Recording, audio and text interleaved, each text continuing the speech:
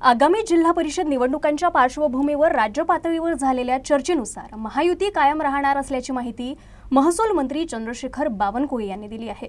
मात्र स्थानिक पातळीवरील अडचणी आणि परिस्थिती लक्षात घेऊन त्यानुसार निर्णय घेतले जातील असंही त्यांनी स्पष्ट केलं। ते नागपुरात बोलत होते।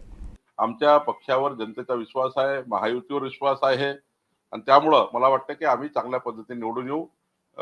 पिंपरी चिंचवड असो की पुणे असो, भारतीय जनता पार्टीचाच महापौर बसेल आणि नंतरही निवडणुकीनंतरही समजा काही चर्चा करता आला, आम्ही शिवसेनेची चर्चा करू, याच्याशी चर्चा करू, पण निश्चितपणे आम्ही जिथे लढतो आहे तिथे ताकदीने लढू, 51% मतं घेऊन निवडून येऊ। तिकीट न मिळाल्यानं नाराज झालेल्या नागपुरातल्या भाजप कार्यकर्त्यांची नाराजी दूर करण्यासाठी पक्षाकडून प्रयत्न केले जातील असं आश्वासन बावनकुळे यांनी दिलं।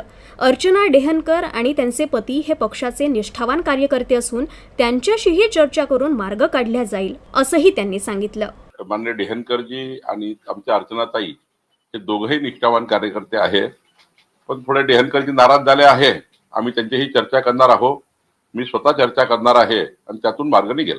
तसंच अमरावतीतील स्वाभिमानी पक्षाचे प्रमुख रवी राणा यांच्याशी चर्चा करून त्यांनी निवडणुकीत उभे केलेले उमेदवार मागे घेण्याचं आवाहन करण्यात येणार असल्याची माहितीही महसूल मंत्र्यांनी दिली आहे। नाही, मी त्यांच्याकडे जाणार आहे। उद्या सकाळी 10 वाजता मी रवी राणाकडे जाणार आहे, त्यांच्याशी चर्चा करणार आहे आणि त्या ठिकाणी जे काही उमेदवार त्यांनी उभे केले आहेत ते परत घेण्याची विनंती मी त्यांना करणार आहे।